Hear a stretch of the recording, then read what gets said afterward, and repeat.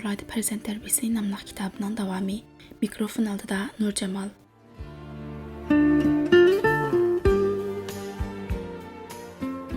5. bob 2. qism. 2. Adab tarbiyasi. Bir qavmdan bir odam yomon ish qilsa, cho'ng kichik hammaning qo'ymas qadrini. Ko'rmidingmi bir kala ekinga kirsa, yezidagi kalaning bulg'ar barini. Sheyx Saidi. Bir danishmand adabsiz odam ming odamning orasidami yolg'iz qoladi degan ekan. Chunki adabsiz, fazilatsiz odamning qiliqlari intayin sat bo'ldi. Adabsizlik nodonlik va madaniyatsizlikning bir alomati bo'lib, kishilar undaq odamdan qochadi. Fazilatlik odamga kishilar yepishidi. Chunki fazilatli odamni har qanday so'rinning guli qilg'il bo'ldi. Ko'nilar adabsiz odam cho'ng ishlarga yarmaydi, pishqan ishni ximiga yondirib o'tadi deyishidi. Shunga Uyg'ur xalqi farzandlarga texi tili chiqmagan chog'dan boshlabla adab tarbiyasini boshlab o'tadi. Adab so'zlarini deb quluqini pishirdi. Masalan, yaxshimisiz-da, xo'sh-da, Acashni yak akashni suyib qo'y, tağa teshliqmida, hamma xo'shda, rahmatda, hashqallida, cho'ng opam, cho'ng dadam yaxshimida degan o'xshash hurmat so'z va adab so'zlarini Uyg'ur boboqlari tushunadi va qo'l ishorati bilan maqsadni ifodalaydi. Bu xil odatlantirish farzandlarga beriladigan fazilat tarbiyasining dastlabki asosini soldi. Shundaqla ularning go'dak qalbida kishilarni suyish va hurmat qilish tuyg'usi uyg'ondi.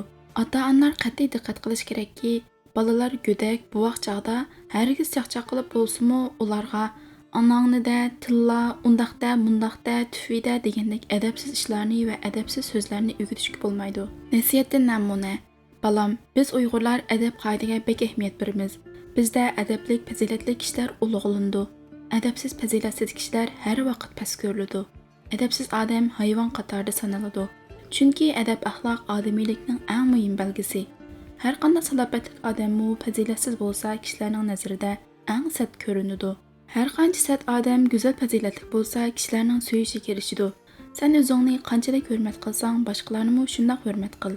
Adab axloq o'zingni qadrlash bilan boshqalarni hurmatlashdan iborat go'zal qalbdan paydo bo'ldi. Boshqalarni hurmat qilsang, sen hurmatga loyiq odam bo'lsan. Balam, Uyg'urlarning adab axloqiga uyg'un konkret talablari mundaq bir qancha taraflarga munosabatli. Birinchi, kishilar bilan uchrashish va salomlashishdagi adab. Balam, sening fazilating kishilar bilan aralashish, ko'rishish, uchrashish jarayonida ro'shan ko'rinadi. Chunki kishilar bilan uchrashish va ko'rishishning o'ziga xos adab qoidasi bor. Bu bizdagi azaldan davomlashib kelayotgan qimmatli an'ananing biri. Mubodo sen bir kim bilan ko'rishish uchun uyga kelgan bo'lsang, oldi bilan eshikni asta chekib ruxsat so'raysan. Uy ichidan kim deb so'rasa, men Pukoni deb ismingni aytsan. Men deb qo'yish adabsizlikka yetadi. Uyga ichida turib, kimni izlaysiz desa izlamoqchi bo'lgan odamning ismini deysan. Agar kirishga ijozat bersa, kirasan. Agar boshqa javob chiqmasa, ketib qolgan tuzuk. O'zaro salomlashganda umumiy qoida assalomu alaykum deb salom berish, salomni va alaykum assalom deb ilik elish. Salomning mundaq adab talablari bor. Diqqat qilgan. Uyg'urlar ikki mo'min o'zaro uchrashganda bir-biriga salom qildi. Salom qilmaslik va salomni ilik olmaslik adabsizlik bo'ldi. Salom berganda va javob qaytarganda qarshi taraf anglagudek bo'lsin. Agar sen jamoatning oldiga kirsang, cho'nglar bilan uchrashsang, oldi bilan salom qilsan. Hargiz jamoat orasidagi biror odamning nomini atab turib salom qilishga, xo'shlashgandami biror odamning nomini atab xo'shlashishga bo'lmaydi. Cho'ng ko'chada va bozorda tunishdan boshqa odamga salom qilish talab qilinmaydi. Agar bir kishi senga yana bir kishidan salom aytgan bo'lsa yoki xat orqali salom aytgan bo'lsa, darhol javobini qaytar. Bo'lmasa, adabsizlik sen tarafdan bo'lib, rishtini uzishga sabab bo'lib qoldi. Salom soatining yana bir qoidasi, martaban qancha cho'ng bo'lgan taqdirdami kichiklarga avval salom bersan. Harvada, otda yoki mototsiklda bo'lsang, turgan yoki o'tirganlarga salom bersan.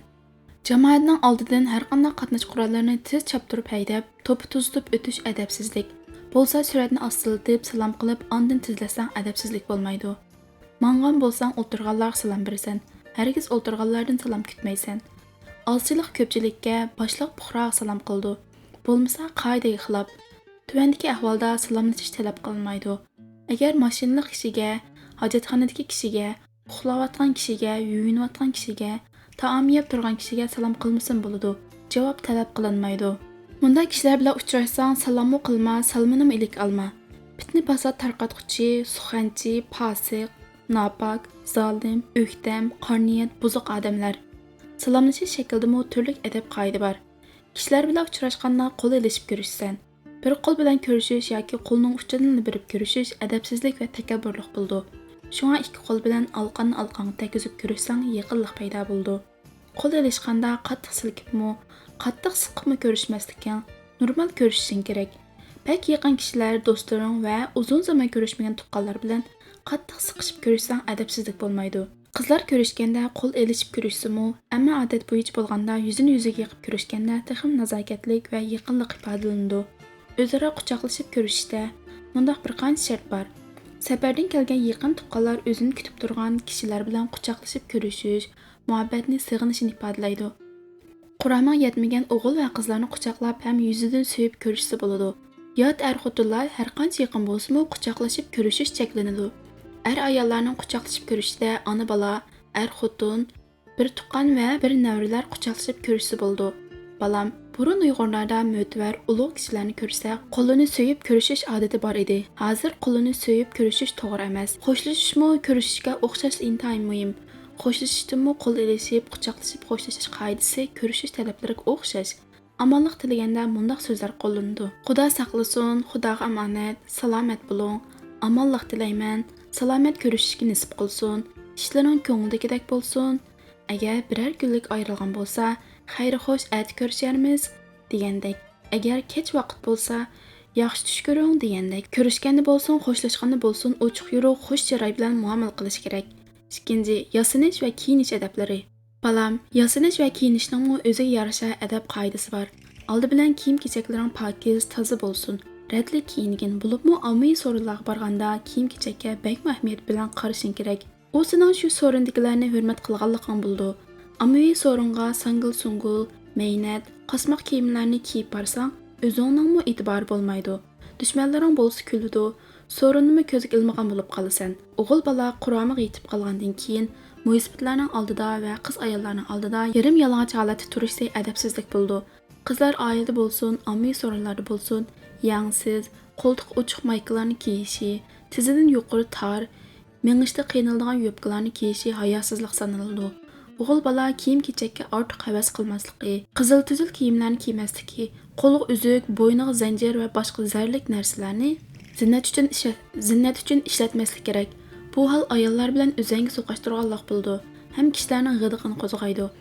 Esil kiyimlarni kiysang bo'ldi, lekin yasanchiqlik, takabburlik, manmanchilik, havoyi havas uchun yasanish adabsizlik bo'ldi. Shayx Saidi Guliston nomli kitobida shunday bir misol keltirdi. Bir yo'g'on qo'rsoq ahmoqni ko'rdim. Uning uchisida qimmat baholiq to'n, ostida arab eti, beshida Misrning esil raxtdan qilingan sillasi bor edi. U ot ustida hech kimga pisand qilmay gidib o'tiradi. Bir hamroyim mendan so'radi: "Saidi, bu pamsiz hayvonning uchisidagi kim haptoniga qanday qaraysan?" Men dedim: "Mazmuni yomon xat oltin halvalar yozilibdi xolos." Shirbanu hukmronlik taxtida siltini survatdi deb hikoya qildi Axloqul Muhsinda.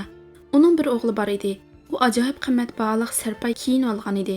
Buni ko'rib o'g'liga: "O'g'lim, padişahlar to'ni shundoq bo'lgayki, u hech kishining xazinasi bo'lmagan va xushxo'ylik yo'sinlari bilan o'ziga tartib bergan kishi hammadan chiroyli ko'rinadi" dedi. Undaq egin nada bordir? dedi shahzoda. Padişah: "Undaq eginning o'rishi xushxo'ylik, arqi muloyimlikdan ishlangandir. Bu so'zni ma'qul ko'rmasang shuni bilginki, olamdagi barliq yaxshi sifat va xushxo'ylik yo'sinlari bilan o'ziga tartib bergan kishi hammadan chiroyli ko'rinadi" dedi.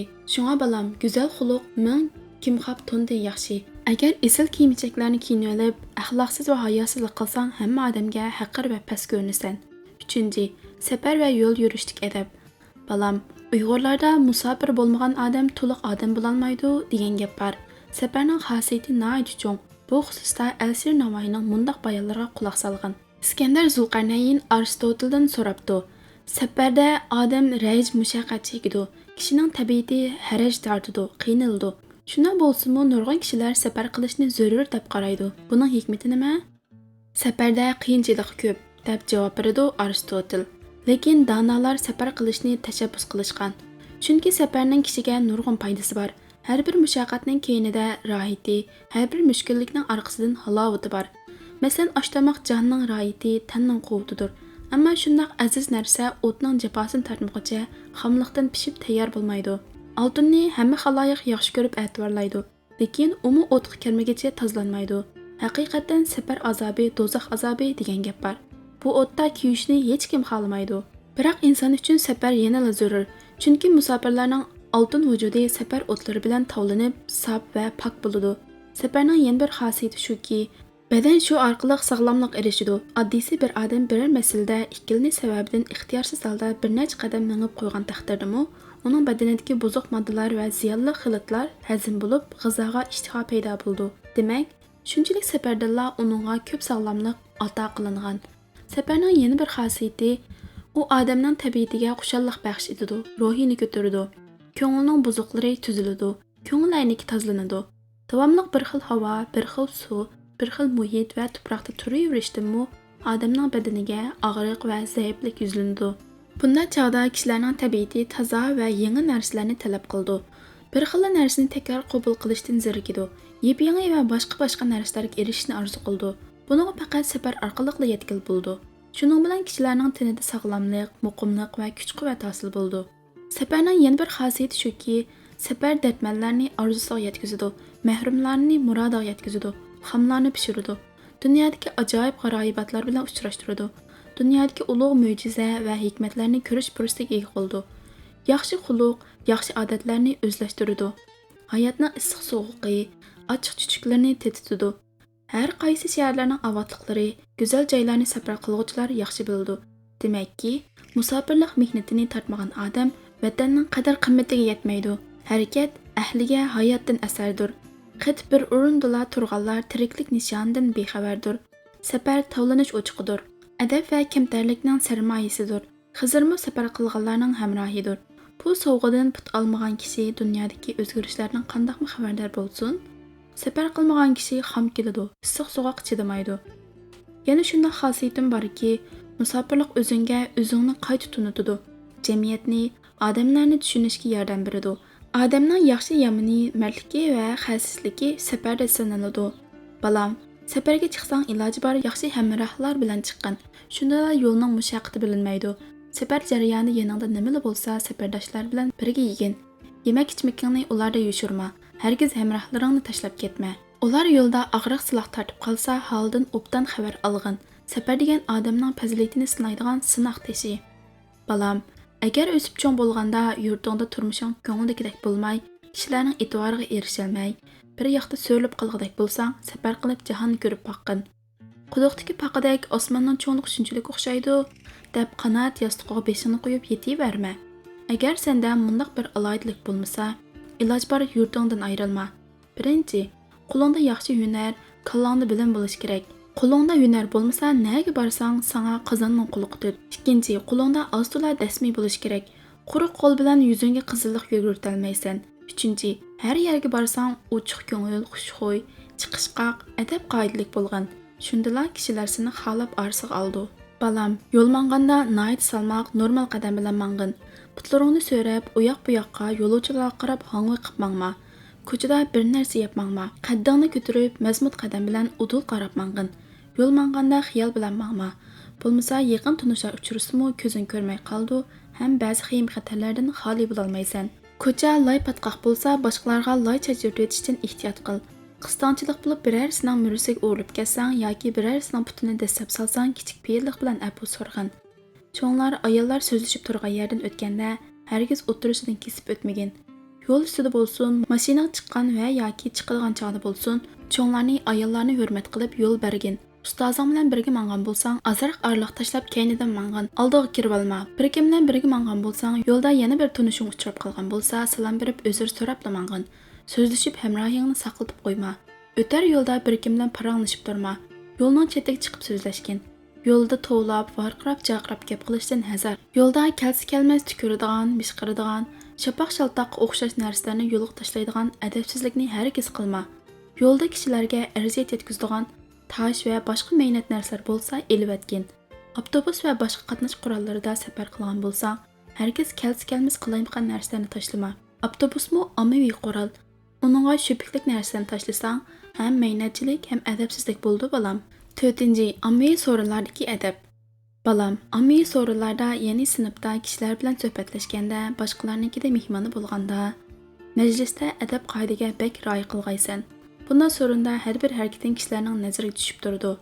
Özünü özün sırab hər bir halqağa diqqət qılğın. Sinifingda parta o'rindiqlarning ustiga putun elib o'tirish, part o'rindiqlarga dassash, doskaga qalayimqan suratlarni sizib qo'yish, qalayimqan so'zlarni yezib qo'yish, muallimlarga va saboqdoshlarga yirik, qo'pol gap qilish qatorliqlar adabsizlik bo'ldi. Balam, ziyofatga barsang adab kamirini belga bog'lab, nafsning o'g'risi aqling tavalligida g'oliblik usulini o'ynashdan saqlanish uchun buni bir qancha adab yo'sinni o'zingga hokim qil. Eng avval har qanday joyga taklif qilinsang vaqtida borgin. Boshqalarni yo'lga qaratish to'lim adabsizlik bo'ldi. Sen aldirish bo'lsang chaqirg'uchini xabarlantirib qo'y. Chaqirgan yerdan qolma, chaqirmagan yerga hargiz borma. Seni chaqirgan joyga hargiz yana bir odamni sherik qilib aparma. Yana biri chaqirilgan bo'lsa-mu, ko'ngling xohlamagan so'rovlarga bahona ko'rsatib bormag'in. Bunda so'rin sana hargiz ko'ngil ozodaligi bermaydi. Ko'nglingni yeshiman deb berib, diling chigilib qaytasan. Bir kapam osh va bir o'tlam ichimlikni deb berib, o'zingni xor qilma. Har qanday mehmondorchilikqa va yig'ilishlarga borsang, so'rin tanlab, odam tanlab berishga odatlangin. So'ring borgandan keyin o'zingni tutishni bilgin. Adab bilan o'tirgin. O'rindiqda o'tirsang, puturingni mingashtirib o'tirma. Boshqa silinchining ustida o'tirgan bo'lsang, yukinib yoki chazo qurib o'tirgin. Zo'ng o'tirish, putini sunib o'tirish, yonboshlab yetish, boshqalarning tizig'i putini mingashtirib olish adabsizlik bo'ldi. Gilam silangan va boshqa silinchi silangan joyga hargiz oyoq kiyim bilan dassima. Oyog'ingni silib kirgin. Paypoqlaring pokiz yuvib kiyilgan bo'lsin. Paypoqing puraydigan bo'lsa silib etib, putini yuvib so'ringa kir.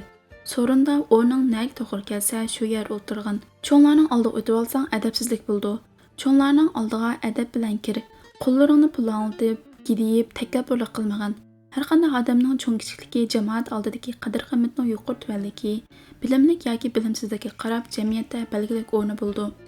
O'z o'rningni bilmasang, o'zingning qadr-qimmatining qanchalik ekanligini bilmagan bo'lsan. Tomoq yeganda o'ng qo'ling bilan yegin. Cho'nglar taomga qo'l uzatishdan burun qo'lingni tomoqqa uzatma. Nafsing balosini aldiratgan bo'lsa-mu, boshqalarning oldidagi luqmaga qo'l sunma. Oldingda nima bo'lsa, shuni yegin va shuningga qanoat qilgin. Tomoq yeganda aldirab ketma, nozlanib o'tirma.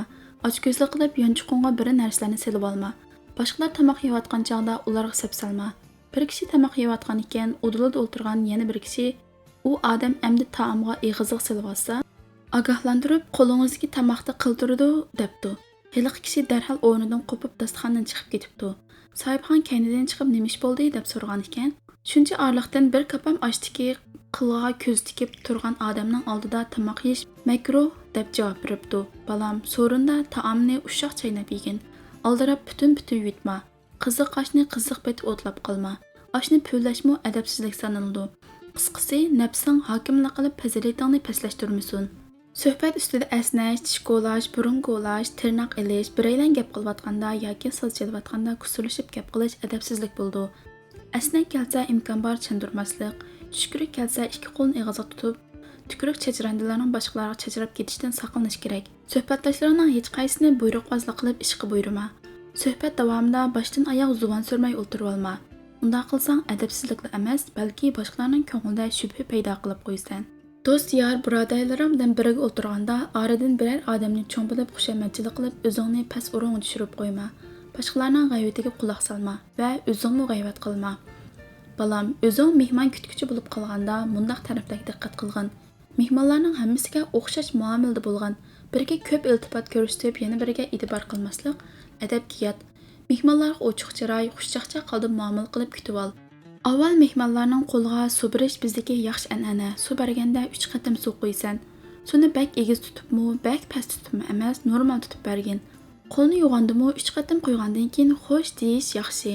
Qo'lni yuvib bo'lib silkish adabsizlik bo'ldi. Mehmonlarni tomoq taklif qilganda bir odamning nomini chaqirib tomoq o'ndima. Mehmonlar tartinmay elinglar deb o'rtaq taklif qil. Mehmonlarning biriga cho'ngroq luqma, yana biriga kichikroq luqma tortishmi mehmon bo'lgan hurmatsizlik. Suv ichish va tomoq yeyishda mundaq bir qancha muhim adab bor. Suv ichganda ko'lchak, o'stang va chilakka dum yetib eg'izing bilan suv ichma. Esingda bo'lsinki, hayvonlar bevos eg'iz bilan suv ichadi. Qachida, nugayda suv ichgan chog'da qachiga udul tinib ichma. Har qancha usab ketgan bo'lsa-mu, uzib ichgin. Aldirab javoyingdan va qachgirokidan suvning kiyim-kechaklaringga yoki gilam, ko'rpalarga eqib tushishidan ehtiyot qil. Chaynak va shuning o'xshash narsalarning jo'g'isidan suv ichma. Bumu adabga xilof balam. Tamoq yeganda bo'lsin, suv ichganda bo'lsin, o'ltirib yeb ich. O'rtirib, mingib yurib yoki eshik oldiga chiqib tamoq yeyish adabsizlik bo'ldi. Tamoq yeganda og'zingni qochiq yaqin opirib olma. Qo'shiqsiz, cho'ksiz bevosita qochi bilan tamoq yema. Qo'shiq bilan tamoq yeganda bo'lsin, cho'ki bilan tamoq yeganda bo'lsin, oz ilib ye. Og'zingni patmoqdek ilib olib, qolganini yana qochiq qaytirish adab qoidaga xilof.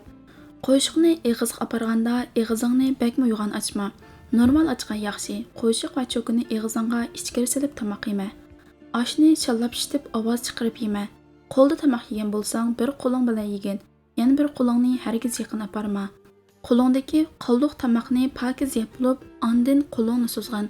Hargiz qo'lingni dasturxonga qoqma, ham qo'lingni dasturxonga surtib qo'yma. 5. Kulish adabi. Balam, kulkimi har bir odamning qanday odamligini, fazilatini o'lchaydigan bir muhim belgi. Odamning nima kulayotganligi, qanday kulayotganligiga qarab, uning fazilatiga va farosatiga baho bergili bo'ldi. Kulki insonga xos xususiyatlardan biri. Odam kuldigan fursat chiqsa, ayimay kulib olgulik. Ko'ngilsizlikka va baxtsizlik uchirgan chaqdirangdimi, ochiqlanib, chechilib o'zini upuratgandan kulib qo'yganing sen uchun to'liq foydali balam.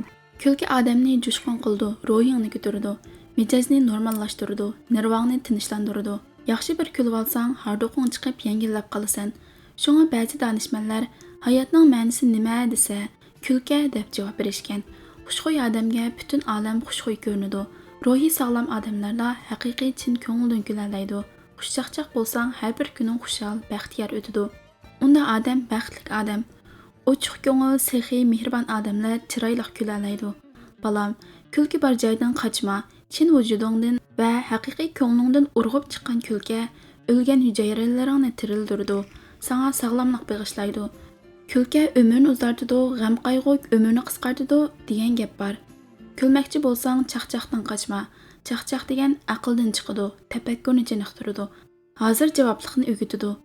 Çaqçaq degan çaqçaq, uni tushangin, rost burab tirikma. Qo'pol javob berma. Çaqçaqni tushunmaslik tirikish adabsizlik bo'ldi. Feyerbax çaqçaq to'g'risida mundaq degan ekan. Çaqçaq ko'nglini tigi yo'q anglardan o'tkazib ketalaydi va kishiga dard alamni mansitmaslikni o'rgatadi. Balam, har qanday ish chekidan eshib ketsa, yomon ta'sir beradi. Kulki boshqalarga huzur bag'ishlashi, shodlantirish kerak. Hargiz g'ashlik paydo qiladigan bo'lmasin. Buning uchun mundaq bir qancha ishga diqqat qilgin. Oldi bilan o'zing gap qilib, o'zing kulma. Buning uchun mundaq bir qancha ishga diqqat qilgin. Oldi bilan o'zing gap qilib, o'zing kulma. Anchaki gaplarga qaqoqlab, qattiq un bilan kulma. Mundaq kulki maslarga, talvalarga xosdir. Qilibdan chiqqan ziyoda kulka bir tarafdan seni nodon o'rin tushirib qo'ysa, yana biri o'rinsiz kulka yasama bo'ldi. Yasama kulka xushamatchilikni ifodalab qo'ydi. Boshqalar baxtsizlik uchirsa, keynidan kulma. Bir odam teyilib yiqilib tushsa, kulib ketish adabsizlik.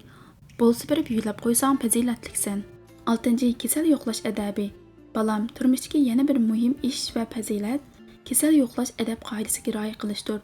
Sen yaqinlaring, saboqdoshlaring, do'stlaring, muallimlaring yoki tuqqanlaring kasal tortib yetib qolgan bo'lsa, ularni yo'qlab borgin. Nima olib berishing muhim emas. Eng muhimi ko'ngil sanab uningdan ahvol so'rashning o'zi sening odamgarchiligingni ifodalaydi. Biroq kasal yo'qlashning o'ziga xos adab qoidasi bor. Kasalning oldiga kirgan vaqtda ochiq chiroy, xush chiroy bo'lgan. Kasal bilan nihoyat do'stona va shafqat nazari bilan ko'rishish kerak. Ig'ariq kasalning qishig'iga kirganda Tulumu yangi kiyimmi emas, ko'ni kiyim emas, o'tirhal kiyim kiyib kirgan. O'zingning normalligini saqlab, ahvol so'ra. Ha deganda kasalning chiroyiga qarab turib olma. Ko'p gap qilma, yuqori ovozda so'zlama. Adab bilan chiroyingiz xilli yaxshi turdi, o'ngishilib qolganda qilasiz deb ruhini ko'targin. Hargiz sarg'ayib qopsiz, ko'zingiz o'ltirishib ketibdi degandek gaplarni qilma. Bemorning qishida ko'p o'tirib olmaslik kerak. Agar kasal o'tirishini o'tinsa, xush chaqchaq gaplar bilan ko'ngilni ko'tarishga tirishqin. Yuqorqi bir qator adab qoidalaridan boshqa yana farzandlarga musibat kunlarda o'zini qandoq tutish, boshqalarga qandoq so'zlar bilan tasalli berish, boshqalarning muvaffaqiyatlarini qandoq tabriklash, hayit ayam kunlarda kishilar bilan qandoq birish kelish qilish qatorliq sohalardagi adab axloq o'lchamlarini o'rgatish kerak.